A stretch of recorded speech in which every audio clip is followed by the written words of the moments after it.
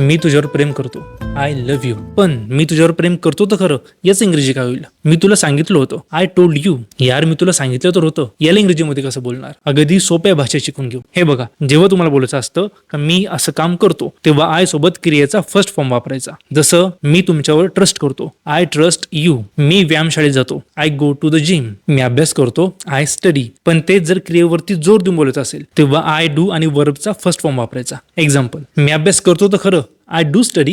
मी तुझ्यावर प्रेम करतो तर खरं, आय डू लव्ह यू. मला तुझी आठवण येते तर खरं, आय डू मिस यू. असंच पास्ट मध्ये जेव्हा तुम्हाला बोलायचं असतं का मी असं काम केलं होतं, तेव्हा आय सोबत वर्बचा सेकंड फॉर्म वापरायचा. जसं मी तुला बघितलं होतं, आय सॉ यू. मी तुला फोन केला होता, आय कॉल्ड यू. मी तुला बोललो होतो, आय टोल्ड यू. पण ते जर जोर देऊन बोलायचं असेल तर आय डीड सोबत वर्बचा फर्स्ट फॉर्म वापरायचा. एक्झाम्पल, अरे मी तुला सांगितलं तर होतं, आय डीड टेल यू. अरे मी तुला फोन तर केला होता, आय डीड कॉल यू. तुला बघितलं तर होतं मी, चल आय डीड सी यू. बघितलं किती सोपं आहे. असेच इमोशनल डायलॉग मारणाऱ्या व्यक्तीसोबत हा व्हिडिओ शेअर करा आणि मराठीत इंग्रजी शिकण्यासाठी ह्या पेजला नक्की फॉलो करा. थँक्यू.